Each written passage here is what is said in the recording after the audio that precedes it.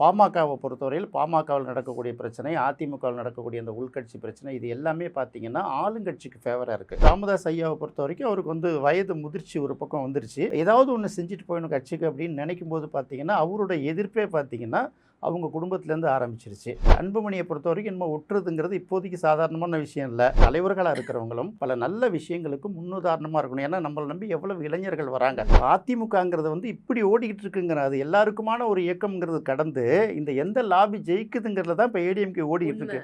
அது வரைக்கும் இயக்கம் இருக்குமா என்னங்கிறது தான்.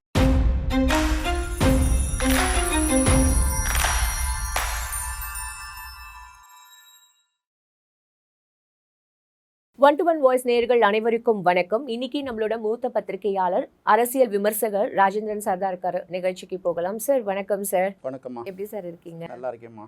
பாமகல இப்போ எவ்வளவு ஒரு குளறுபடிகள் இருக்கு அப்படின்றத நம்ம பார்க்கலாம் சார். அதை பத்தி உங்களோட கருத்து என்ன சார்? பாமகவை பொறுத்தவரையில் பாமகவில் நடக்கக்கூடிய பிரச்சனை, அதிமுகவில் நடக்கக்கூடிய அந்த உள்கட்சி பிரச்சனை, இது எல்லாமே பார்த்தீங்கன்னா ஆளுங்கட்சிக்கு ஃபேவராக இருக்குது.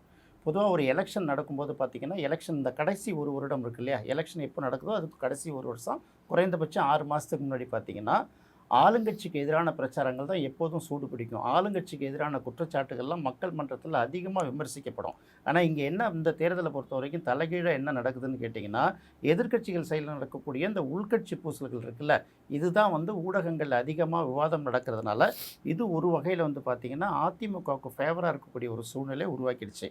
அதிமுகவை நம்ம அப்புறம் பேசுவோம்.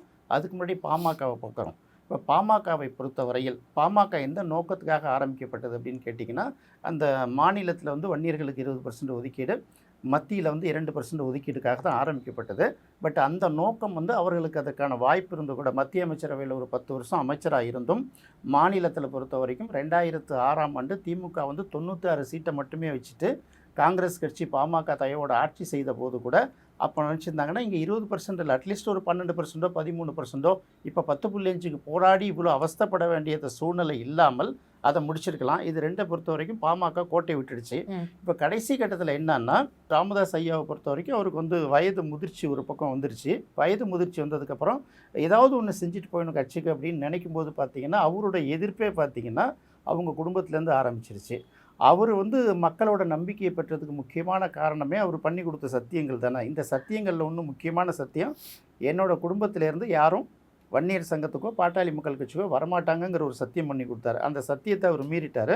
அதுக்கப்புறம் அன்புமணி ராமதாஸ் உள்ளார வராரு. 2004 அது வந்ததுக்கப்புறம் அவர் மத்திய அமைச்சராக இருந்துட்டார். 2009க்கு அப்புறம் பாமகவோட வாக்குகள் கொஞ்சம் கொஞ்சமாக குறைஞ்சிக்கிட்டே வருது. இது என்னென்னா, தேர்தலுக்கு தேர்தல் அங்கே ஒரு கட்சியில் இந்த கட்சியில் ஒரு கூட்டணி இப்படி மாறி மாறி வரும்போது மக்கள் நம்பிக்கை இழந்துருவாங்க இல்லையா. ஒரு பக்கம் நம்பிக்கை இழந்தால் கூட வன்னியர் சமூகத்து மக்கள் ஓரளவு பார்த்திங்கன்னா அவங்களுக்குன்னு ஒரு கணிசமான வாக்குகள் தொடர்ந்து அவங்களுக்கு கொடுத்துருவாங்க. அதுதான் இன்னை வரைக்கும் அந்த கட்சியை நிலைநிறுத்திக்கிட்டு இருக்குது. இப்போ உள்ள காலகட்டத்தில் பார்த்திங்கன்னா அன்புமணி பக்கம் இருக்கா, டாக்டர் ராமதாஸ் ஐயா பக்கத்தில் இருக்காங்கிறது ஒரு பிரச்சனை பெரிய அளவுக்கு ஓடிட்டு இருக்கிறதுனால அவர் கட்சியை விட்டு நீக்கிட்டாங்கிறாரு. கட்சியோட விதிமுறைகள் படி, சட்டத்திட்டங்கள் படி, தேர்தல் ஆணையத்துக்கு என்னென்னத்தை நமக்கு கொடுக்கணுமோ கட்சி எங்களிடம்தான் இருக்குது. அன்புமணி நேரடியாக சொல்லியே தவிர வழக்கறிஞர் பாலு மூலமாக அதை நேற்று தெளிவுபடுத்திட்டாங்க. ஸோ அது எந்த வகையிலும் செல்லுபடியாகாது. ஒருவேளை அப்படி ஒரு பிரச்சனை இது நீதிமன்றத்துக்கு போனாலும் தேர்தல் ஆணையத்துக்கு தான் அடுத்தது போகும் இல்லையா. அப்போ பார்த்திங்கன்னா அன்புமணி பக்கம் நிர்வாகிகள், சட்டமன்ற உறுப்பினர்கள் எல்லாம் வசதியாக இருக்கிறதுனால கட்சிங்கிறது கிட்டத்தட்ட அன்புமணி பக்கம் தான் போகும் சட்ட ரீதியாக, அப்படிங்கிறது உறுதியாயிடுச்சு.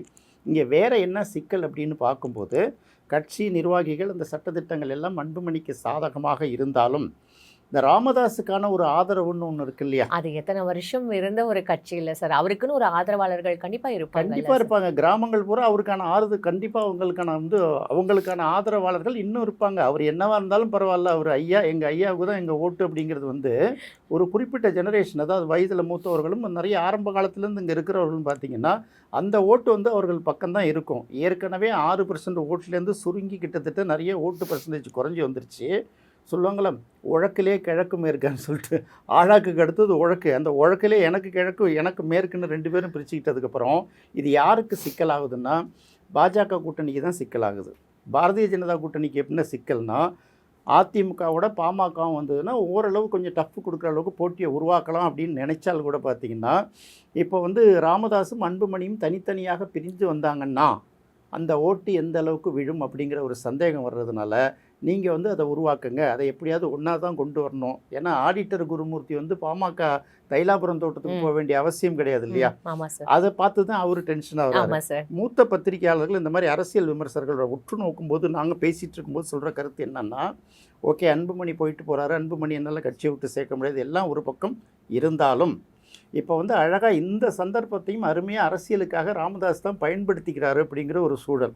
ஏன் அப்படின்னு கேட்டிங்கன்னா, ஒன்றுபட்ட பாமகவை தான் ஓரளவு ஓட்டு வாங்க முடியும். இப்போ தனித்தனியாக இருந்தால் எப்படி வாங்க முடியும்? கஷ்டம் தானே சார், அது கஷ்டம் தானே. அப்போ அதனால என்ன சொல்கிறாங்க, அன்புமணிக்கு ப்ரெஷர் கொடுத்து நீங்கள் எப்படியாவது உங்கள் அப்பாவை சமாதானம் பண்ணுங்கன்னு தான் அனுப்புவாங்க. சார் இன்னொரு விஷயம் எனக்கு என்ன தெரியுமா, கட்சி இந்த மாதிரி பிளவுபட்டுடுச்சுன்னு வச்சுக்கோங்களேன், எத்தனை நாள் அந்த கட்சி தொண்டர்கள் இவங்க 2 பேரையும் தனித்தனியாக ஃபாலோ பண்ணிட்டு இருப்பாங்க?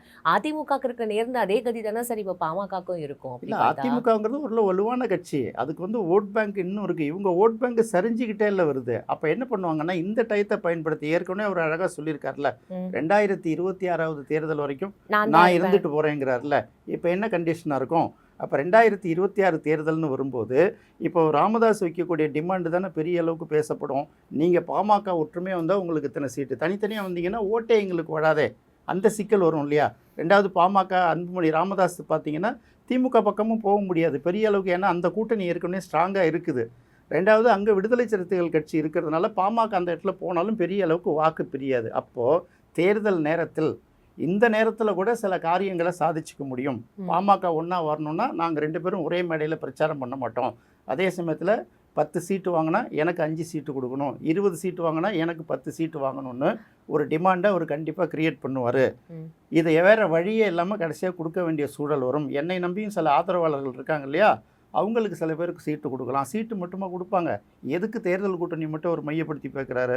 அப்போ தேர்தல் கூட்டணியை பற்றி பேசும்போது கூட்டணி கட்சிகளுக்கு வந்து தேர்தல் செலவுகளுக்கு பணமும் கொடுப்பாங்க இல்லையா? எல்லாம் ஒன்று சேர்ந்தது தானே கணக்கு.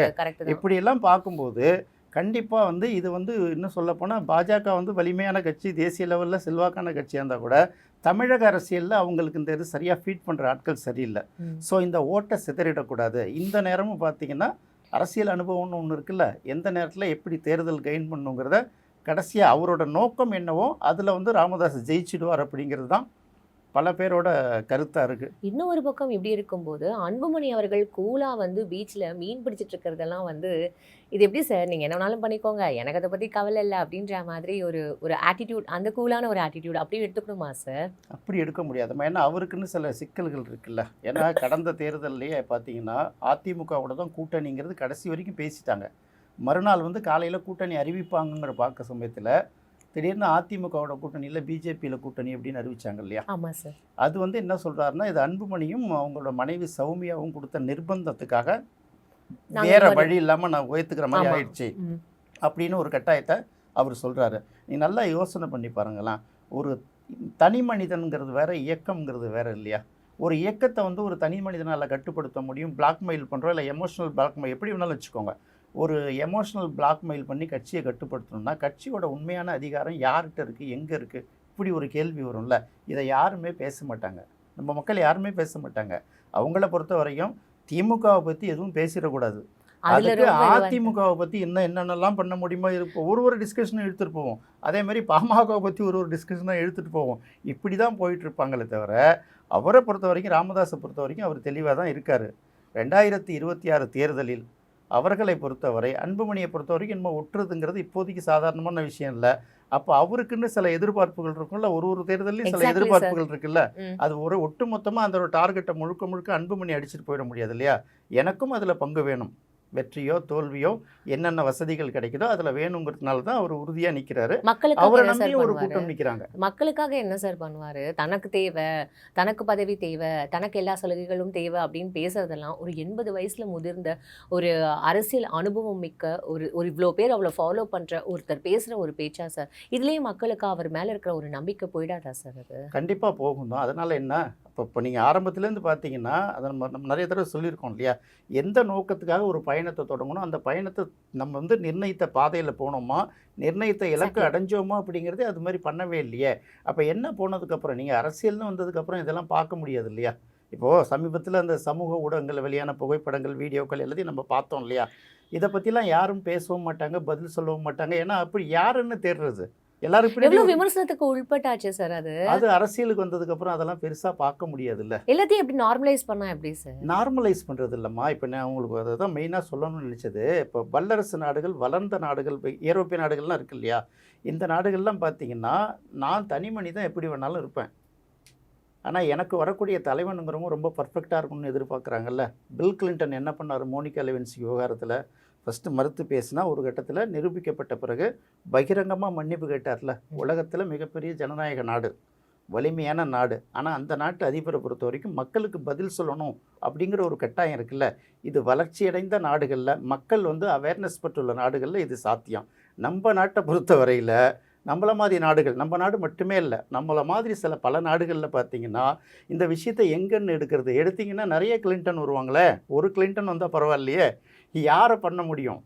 அதை சில நியாயப்படுத்தி வேறு சில பேர் பேசிட்டு இருக்காங்க. இதெல்லாம் நான் ஊர் உலகத்தில் நடக்காததா பெருசாக பேசுகிறேன். எல்லாத்தையும் அது இல்லை. அதாவது வழிகாட்டிகளாக இருக்கிறவங்களும் தலைவர்களாக இருக்கிறவங்களும் பல நல்ல விஷயங்களுக்கு முன்னுதாரணமாக இருக்கணும். ஏன்னா நம்மளை நம்பி எவ்வளவு இளைஞர்கள் வராங்க. அப்போ என்ன சொல்லுவாங்க? அப்போ நமக்கு வந்து அது கரெக்டான விஷயம் ஃபாலோ பண்ணணும்ல. தவறுகள், தனி மனித தவறுகள், அங்கங்கே மீறுதல்கள் நடக்கிறது தான், உலக இயல்பு தான். ஆனாலும் வந்து அதை அப்படியே கண்டுக்காத மாதிரி எல்லாரும் போசோம்னா இது எப்படி இருக்குன்னு தெரியல. இது எல்லாருக்கும் உள்ளது தான். நம்ம வந்து ஒருத்தரை மட்டும் குறிப்பிட்டு சொல்கிற மாதிரி இல்லை. Exactly sir. ஏன்னா அரசியல் கட்சி இல்லை இந்த மாதிரி இயக்கம் சார்ந்து இல்லை இந்த மாதிரியான ஒரு தலைவர்கள் அப்படின்னு வரும்பொழுது இவங்க எந்த மாதிரியான ஒரு ஃபேஸ் பண்ணுறாங்களோ, ஆனால் இவங்களை ஃபாலோ பண்ணுற மக்களுக்கும் வந்து தானே சார் இது ஒரு விதமான ஒரு ப்ரெஷர் ஆகுது. ஏன்னா சார் இப்போ இன்னுமே வந்து உங்கள் கட்சியா எங்கள் கட்சியான்ற அந்த பேச்செல்லாம் வந்து மக்களுக்கிடையே இருக்குல்ல. என்ன உங்கள் கட்சி தலைவர் என்ன இப்படி பண்ணிட்டாரு அப்படின்னு பேசும்போது மக்களுமே தன் ஃபாலோ பண்ணுற ஒரு பர்சனுக்காக பேச வேண்டிய ஒரு கட்டாயத்தில் தள்ளப்படுறாங்களா இல்லையா சார்? கண்டிப்பாக தள்ளப்படுறாங்க. நல்ல தலைவர்கள், ஒழுக்கமான தலைவர்கள்லாம் நிறைய பேர் இருக்காங்க. நம்ம பார்க்குறோம்ல. நல்ல கண்ண ஐயாவை பார்க்குறோம், சங்கர ஐயாவை பார்த்தோம். இன்னும் ஒழுக்கமான தலைவர்கள் ஆயிரக்கணக்கான பேர் இருக்காங்க ஒரு கட்சியிலையும். அவங்கள நம்ம மதிக்கிறோமா? அவங்கள நம்ம புறக்கணிக்கிறோம்ல. அதுக்காக இந்த மாதிரி தண்டனைகள்லாம் நீங்கள் ஏற்றுக்கிட்டு தான் ஆகணும். ஆமாம், என்ன பண்ண முடியும்? நீங்கள் அதாவது நான் தான் அதுதான் ஒரு வார்த்தை சொன்னேன் உங்களுக்கு. அதாவது நான் எப்படி வேணாலும் இருக்கலாம். எனக்கு வழி நடத்தக்கூடிய தலைவன் வந்து சுத்தமாக இருக்கணும், ஒழுங்காக இருக்கணும் என்னைக்கு நினைக்கிறாங்களோ அன்னைக்கு நாடு நல்லா இருக்கும். நான் ஒரு குறிப்பிட்ட தலைவர் வச்சு சொல்லலை, நான் எல்லாருக்கும் பொதுவாக சொல்ல. இதுக்கு தான் நான் உங்களுக்கு பில் கிளின்டன் விஷயத்தை நான் எடுத்து சொன்னேன். அவர் எதுக்கு பகிரங்கமாக மன்னிப்பு கேட்கணும்? உலக நாடுகளில் எல்லா சேனல்லையும் ஒளிபரப்புனாங்கல்ல அதை. அப்போ வந்து மக்கள், நான் வந்து என்னை நம்பி வர்ற மக்களுக்கு வந்து என்ன என் மேலே வந்து ஒரு நம்பிக்கை குறைஞ்சிதுன்னா நான் அதை ப்ரூஃப் பண்ணி ஆகணும். நம்ம இதில் ராமன் வந்து ராமாயணத்தில் வந்து தீக்குளிச்ச கதையை சொல்கிறோம்ல, அது ஒரு மனிதருக்கும் உண்டு. அதாவது ஒரு பொறுப்புக்கும் ஒரு இயக்கத்துக்கும் தலைமை ஏற்பவர்கள் மற்றவர்களுக்கு முன்னுதாரணமாக, நல்ல விஷயங்களுக்கு முன்னுதாரணமாக நடந்து காட்டணும். அதை விட்டுட்டு அதை ஜஸ்டிஃபை பண்ணுறது அவங்க அப்படி, அது வந்து தவறு. இதில் என்ன பெரிய கூத்து பாருங்களேன். இந்த மேட்டரே பார்த்தீங்கன்னா எவ்வளவு நாள் கழிச்சு வருது. தந்தைக்கும் மகனுக்கும் ஒரு விரிசல் வரும்போது தான் இந்த மேட்டர் வந்து ஓப்பன்லயே வெளியில வருது. ரொம்ப வந்து இன்னும் அது வந்து தர்ம சங்கடமான ஒரு விஷயமா தானே சார் நீங்க யாருக்கு இருக்கு? உங்களுக்கும் எனக்கும் இருக்கும், அவங்களுக்குள்ள இருக்கணும் அது. சரி, ஓகே சார். நீங்க எப்போதுமே வந்து பாலிஷ்டா எல்லா ஒரு விஷயமும் சுருக்குன்னு சொல்லிட்டு எப்போதுமே அதை கடந்து போயிடுவீங்க. உண்மையாவே அது வரவேற்கத்தக்கது தான் சார். என்னோட கடைசி ஒரு கேள்வி, இவ்வளோ விஷயங்கள் எங்க நடக்குது சார். இப்போ ஆல்ரெடி அதிமுகலேயே வந்து எந்த மாதிரியான ஒரு கூட்டணி, ஏன்னா அதேந்து வந்து டிடிவி தினகரன் நானும் வெளில போறேன்ப்பா அப்படின்னு வெளில போயிட்டாரு. செங்கோட்டையனை இவரே வந்து நீக்கிட்டாரு. அங்கேயே இவ்வளோ விஷயங்கள் இருக்கு. இப்போ கடைசியில வந்து இவங்க என்ன மாதிரியான ஒரு டெசிஷன் எடுப்பாங்க? இல்லப்பா நான் பிஜேபிக்கு போறேன், இல்லை நான் வந்து அதிமுகவோட போறேன் அப்படின்னு சொல்லிட்டு இருக்கும்போது இப்போ பிஜேபி அதிமுகவே ஒன்று சேர்ந்துடுச்சு. அப்போ இவங்களுக்குள்ள அந்த பிரச்சனையே வர வேணாமே சார்? அப்பா பையன் இதான பிரச்சனையா இருந்தது, சரி ரெண்டு பேருமே ஒரே கட்சியை தானே சேர்ந்துட்டாங்க, அப்போ நம்ம ரெண்டு பேரும் ஒன்று சேர்ந்துடலான்ற அந்த மைண்ட் செட் கூட இவங்களுக்கு வராதா சார்? இல்லை, அதிமுகவில் வந்து அந்த மாதிரி வர்றதுக்கு வாய்ப்பு இல்லை. ஏன்னா அப்போ எம்ஜிஆர் ஜெயலலிதாவுக்கு அடுத்து இப்போ எடப்பாடி வந்து பார்த்திங்கன்னா ஒரு 4 வருஷம் தொடர்ச்சியாக முதலமைச்சர் இருந்திருக்காருங்கிறது ஒரு அடையாளம். அடுத்தது வந்து பார்த்திங்கன்னா ஓபிஎஸ் அப்பப்போ வந்துட்டு போனாலும் இவங்க இப்போ ஏடிஎம்கே வந்து முழுக்க முழுக்க அங்கேயே ஒட்டிகிட்டு இருக்கிற ஆள். கரெக்டாக பார்த்திங்கன்னா இன்னை வரைக்கும் வந்து அவர் போகிற இடங்களுக்கெல்லாம் பார்த்திங்கன்னா எவ்வளோ கூட்டம் சேர்ந்து பார்க்குறோம் இல்லையா? அப்போ திமுகவுக்கு எதிராக ஒரு எதிர்ப்பு இயக்கம் வந்து அதிமுக உருவாகுதை தவிர அந்த தலைவர்களில் யாரை உள்ளார கொண்டு வருது? ஒரு அழகான விஷயம் எடப்பாடி பேசினார், கவனிச்சிங்களா நீங்கள்? சொல்லுங்க. 1989 எம்ஜிஆர் மறைவுக்கு பின்னர் நடந்த தேர்தலில் ஜெயலலிதா அணி, ஜானகி அணின்னு 2 அணி பிரிஞ்சாங்க. அந்த 2 அணி பிரிஞ்ச பிறகு பார்த்திங்கன்னா ஜெயலலிதாவுக்கு வெற்றி கிடைச்சிது, ஜானகி அணிக்கு வெற்றி கிடைக்கவே இல்லை. ஒரே ஒரு வந்து அவர் பாண்டியன், பிஹெச் பாண்டியன் மட்டும் அந்த தொகுதியில் ஜெயிச்சார் தவிர வேறு யாருமே ஜெயிக்கவே இல்லை. அவங்களே தோற்று போயிட்டாங்க. தோற்ற பிறகு என்ன பண்ணாங்க அங்கே பார்க்குறாங்க. அதாவது எம்ஜிஆர் உருவாக்கின இயக்கம், எம்ஜிஆரை நம்பி நிறைய தொண்டர்கள் இருக்காங்க, கட்சிக்கு எவ்வளோ பெரிய சொத்துக்கள் இருக்குது, இவ்வளவும் இருக்குது. இவ்வளவும் இருந்த பிறகு இந்த இயக்கம்தான் முக்கியம் அப்படிங்கிற ஒரு காரணத்தினால எல்லாத்தையும் வந்து அவங்க ஜெயலலிதா கிட்ட ஒப்படைச்சிட்டாங்க. ஒப்படைச்சு ஒதுங்கிட்டாங்க, கம்ப்ளீட்டாக ஒதுங்கிட்டாங்க இல்லையா? அப்படி ஒதுங்கின பிறகு அதுக்கப்புறம் கொஞ்ச நாள்ல அவங்க இறந்துட்டாங்க. அதுக்கப்புறம் யாருமே வரல. அந்த இயக்கத்தை வந்து ஜெயலலிதா கட்டி காத்து கொண்டு வந்துட்டாங்க. அதே ஆங்கிள வந்து இப்போ எடப்பாடி பழனிசாமி கையில் எடுக்கிறாரு. என்ன சொல்கிறாங்கன்னா, நீங்கள் வந்து இருந்தீங்க, கொண்டு வந்தீங்க எல்லாமே கரெக்டு தான்.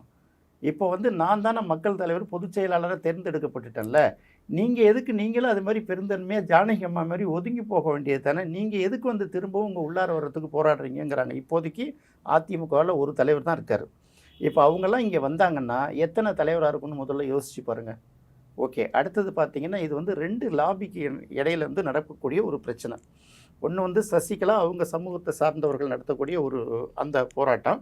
இன்னொரு பக்கம் பார்த்தீங்கன்னா, கொங்கு வேளாளர்கள் ஆமா அவங்களுக்குன்னு ஒரு சார். போராட்டம். இதுதான் வந்து அதிமுகவுல நடந்துகிட்டு இருக்கு. பெரிய ஒரு இதுவா இதுதான் இதுதான் சார் ஒரு நடந்துகிட்டு பெரிய இது லாபி. வந்து சசிகலா இருந்த வரைக்கும் இலைமறைவு, காய்மறைவா நடந்த ஒரு போராட்டம் வந்து, இன்னைக்கு அது ஓப்பனா வந்துருச்சு. இதுல பகிரங்கமாவே தெரிய வந்துருச்சு, ஆரம்பிச்சிருச்சு சார். ஆரம்பிச்சு. இந்த சசிகலா லாபிங்கிறது இப்ப ஏடிஎம்கே உள்ளார புகுந்ததுன்னா, இந்த கொங்கு வேளாளர் லாபிங்கிறது சுத்தமா அடிபட்டு போயிடுங்கிறது அவங்களுக்கு தெரியும். அதனால தான் பார்த்தீங்கன்னா, அதிமுக அமைச்சரவையிலே பார்த்தீங்கன்னா, 8 பேர் முக்குளத்தோர் இருப்பாங்க, 8 பேர் கொங்கு வேளாளர் இருப்பாங்க. ஓகே. But okay. அதிகாரம் வந்து முழுக்க முழுக்க சசிகலா அந்த சில கட்டுப்பாடுகள் இருந்தா கூட, இன்னொரு உதாரணம் கூட நான் சொல்றேன் கரெக்ட்டா. தமிழகத்துல எல்லா சமூகங்களும் மெயினா இருந்தால் கூட, சில சமூகங்கள் இருக்கிற இடத்துல அந்த பர்ட்டிகுலர் சமூகம் தான் ஜெயிக்க முடியுமே தவிர மாறி ஜெயிக்க முடியாது. ஆனா இதுக்கு மாறா அதிமுகவுல சில விஷயங்கள் நடக்கும். ஒரே ஒரு எக்ஸாம்பிள் சொல்றேன். சேலம் மாவட்டத்துல இருக்கக்கூடிய தொகுதி தான் எடப்பாடி. ம். எடப்பாடி தொகுதியை பொறுத்தவரையில் மோர் தென் 60% முழுக்க முழுக்க வன்னியர்கள் நிறைந்த ஒரு பகுதி. இது முடிந்தோன்னா அடுத்து ஆரம்பிக்கிற மாவட்டம் ஈரோடு மாவட்டம். ஈரோடு மாவட்டத்துல பவானின்னு ஒரு தொகுதி ஆமா இருக்கு. சார். அதுல மோர் தென் 45% வன்னியர்கள் மட்டுமே மிகுந்த ஒரு தொகுதி. இதை விட்டிங்கன்னா அடுத்தது இருக்கக்கூடிய அந்த பவானியோட ஆறு இருக்குல்ல காவேரி, இதை தாண்டினீங்கன்னா அடுத்தது நாமக்கல் மாவட்டம். அதில் இருக்கக்கூடியது குமாரபாளையம் தொகுதி. அந்த குமாரபாளையம் தொகுதியில் பார்த்தீங்கன்னா அதுலேயும் கொங்கு வேளாளர்கள் பெரும்பான்மை கிடையாது. எல்லா சமூகங்களும் இருக்காங்க, கொங்கு வேளாளர்களும் அதில் ஒரு பகுதி இருக்காங்க. அப்போ இவங்க என்ன பண்ணுறாங்கன்னா கடைசி பீரியடில் எடப்பாடி பழனிசாமிக்கு சீட்டு, இந்த பக்கம் பார்த்தீங்கன்னா பவானியில் கருப்பண்ணனுக்கு சீட்டு, அந்த பக்கம் குமாரபாளையத்தில் தங்கமணிக்கு சீட்டு. அதாவது 3 பேருமே கொங்கு வேளாளர்கள் இல்லாத தொகுதி. 3 பேருக்கும் கொங்கு வேளாளர்களுக்கு ஆமா சீட்டு சார். கொடுத்து 3 பேருக்கும் தொடர்ச்சியா அமைச்சர் பதவியும் கொடுத்தவங்க ஜெயலலிதா. சார் அவங்களும் தொடர்ந்து மக்களுக்கு நிறைய விஷயங்கள் செஞ்சதுனால தான் சார் அவங்க அந்த இடத்துல வந்து தொடர்ந்து பேரும் வாங்கிட்டு இருக்காங்க. இன்னைக்கு அந்த இடத்துல அந்த ஏரியால அவங்கள பீட் பண்ணி ஒரு பெருசா டஃப் கொடுத்து நிக்கிறவங்கள இப்போ வரைக்கும் நம்ம யாரையும் பார்க்க முடியாது சார். டவுன் சவுண்ட்ல இதை நம்ம அக்செப்ட் பண்ணி தான் சார் ஆகணும். இது வலிமையா பேசப்படுற ஒரு டாபிக்கா கூட இருக்கு சார் அது. இல்ல இந்த லாபியில யார் ஜெயிக்கிறாங்கங்கிறத இப்ப பிரச்சனை ஓடிட்டு இருக்கு. அப்ப அந்த லாபியை பார்க்கும்போது இந்த லாபி எந்த லாபி ஜெயிக்கும்னா, டாக்டர் சுப்பராயனுக்கு பிறகு வந்து பார்த்தீங்கன்னா, இப்ப யாரு அந்த கொங்கு வேளாளர் சமூகத்துல எடப்பாடி தானே வந்திருக்காரு. ஆமா சார். அவர் எப்படி அந்த லாபி விட்டு கொடுப்பாங்க? தொழிலதிபர்கள், கல்வி, வேலை வாய்ப்பு, பிசினஸ் வேளாண்மை எல்லாமே சார். எல்லாத்துலேயுமே பார்த்தா எல்லாமே டாப் லெவலில் இருக்கக்கூடியது. அதாவது எவ்வளவாக இருந்தால் கூட அதுக்கு விலை கொடுத்து வாங்க முடியும் அவங்களால. அந்த அளவுக்கு உள்ள ஒரு சமூகம். அவங்க எப்படி தனக்கு கிடைச்சிருக்கிறது வந்து விட்டுட்டு தேடுவாங்க? அப்போ இதில் யார் ஜெயிக்கிறாங்க? அப்போ நிச்சயமாக நீங்கள் வந்து ஓபிஎஸ் உள்ளே வந்தாலும், சசிகலா உள்ளே வந்தாலும், டிடிவி தினகரன் உள்ளே வந்தாலும், இது கொங்கு லாபி அடிபடுமா அடிபடாதா? கண்டிப்பா இதுதான் அங்கே நடக்கக்கூடிய மெயினான யுத்தம். அவங்க வந்து எடப்பாடி இழக்கத்துக்கு தயாராக இல்லை. இவங்களை பொறுத்த வரைக்கும் அதிமுக வந்து எப்படியாவது கைப்பற்றணுங்கிறதுல இவங்க போராட்டம் நடந்திருக்காங்க. இந்த யுத்தம் தான் நடந்துட்டு இருக்கிற தவிர அதிமுக வாக்குகள் அது பொதுவான வாக்குகள். எம்ஜிஆரும் ஜெயலலிதாவும் இருந்த வரைக்கும் எல்லா அவங்க மனசுல சமூகத்துக்கும் வச்சு பொதுவான வாக்குகளா ஆமா இருந்தது. சார். அவங்கள மனசுல வச்சுக்கிட்டு தான் சார் இவங்களுக்குலாம் இந்த நிமிஷம் வரைக்கும் அதிமுகவுக்கு ஓட்டு போடுற ஒரு தொண்டர்கள் ஆகட்டும் சரி, பொதுமக்கள் ஆகட்டும் சரி, வெகுஜன மக்கள் அவங்கள மனசுல நினைச்சிட்டு தான் சார் வந்து அது பண்ணிட்டு இருக்காங்க. இல்லை இது இல்லை இப்போ என்னன்னா, இப்போ அதிமுகங்கிறது வந்து இப்படி ஓடிக்கிட்டு இருக்குங்கிற அது எல்லாருக்குமான ஒரு இயக்கம்ங்கிறது கடந்து இந்த எந்த லாபி ஜெயிக்குதுங்கிறதுல தான் இப்போ ஏடிஎம்கே ஓடிக்கிட்டு உண்மை இருக்கு. உண்மை. அது வரைக்கும் இயக்கம் இருக்குமா என்னங்கிறது தான். ஏன்னா நம்மள மாதிரி ஆட்கள் என்ன நினைக்கிறோம்னா, ஒரு எதிர்க்கட்சி வலிமையாக இருந்தால் தானே ஒரு பிரச்சனையை பெருசாக பேச முடியும். நம்ம அந்த பயம் ஆங்கிளில் இருக்கும் சார். யோசிச்சுட்டு இருக்கோம். மற்றபடி அதிமுக மேலேயும் நமக்கு சப்போர்ட்டும் கிடையாது, திமுக மேலே வெறுப்பும் கிடையாது. ஒரு ஆளுங்கட்சி இருந்தால் அது எதிர்க்கட்சின்னு ஒன்று நல்லா இருந்தால் தானே நம்மளோட கோரிக்கைகளை செல்ல முடியும். அப்போ அதிமுக வந்து ஏன் வந்து திமுகவோட அவருக்கு திமுக ஆட்சிக்கு எதிரான விஷயங்கள் எல்லாமே வந்து விவாதிக்க முடியாமல் ஓரங்கட்டிட்டு, ஏன் அதிமுகவும் மற்றபடி பாமக மாதிரி விஷயங்கள் வந்து அளவுக்கு அதிகமாக விவாதிக்கப்படுறதுங்கிறதுக்கு இதுதான் முக்கியமான காரணம். Fine sir. இவ்வளோ அழகாக எங்களுக்கு ஒவ்வொரு விஷயமும் ரொம்ப டீட்டெயில்டாகவே வந்து எக்ஸ்பிளைன் பண்ணியிருக்கீங்க. ஏன்னா இதுக்கு பின்னாடி நடக்கிற என்ன மாதிரியான ஒரு விஷயங்கள் வந்து மக்களுக்கு கொண்டு போய் நம்ம இந்த விழிப்புணர்வை சேர்க்கணும் அப்படின்றது தான் சார் நம்ம தொடர்ந்து வந்து பேசிகிட்டு இருக்கோம். ரொம்ப அழகாக எங்களுக்கு எல்லாமே எக்ஸ்பிளைன் பண்ணீங்க. ரொம்ப நன்றி சார். நன்றிம்மா. ஸோ மக்கள் உண்மையாகவே நமக்கு வந்து சில விஷயங்கள் வந்து மேலோட்டமாக தான் புரியும். ஆனால் அதை ஆழ்ந்து அதை அனலைஸ் பண்ணி பண்ணி அதுக்கு பின்னாடி இந்த மாதிரியான ஒரு விஷயங்கள்லாம் இருக்குமா, அது எல்லாருமே வந்து புரிஞ்சுக்கணும். ஏன்னா மக்களுக்கு இங்க அரசியல் புரிதல் ரொம்ப ரொம்ப கம்மி அப்படின்றது தான் இப்ப நிறைய பேர் வந்து ஒரு விமர்சனமா வைக்கிறாங்க. ஸோ நம்மளும் வந்து அரசியல் படுத்திக்கலாம் அப்படின்றதுனால தான் தொடர்ந்து இந்த மாதிரியான விஷயங்கள் உங்களுக்கு கொண்டு வந்து சேர்க்கிறோம். மீண்டும் வேறு ஒரு சுவாரஸ்யமான டாபிக் கூட உங்களை வந்து மீட் பண்றேன். அதுவரை உங்களிடமிருந்து விடைபெறுவது உங்கள் அம்ரிதா. நன்றி.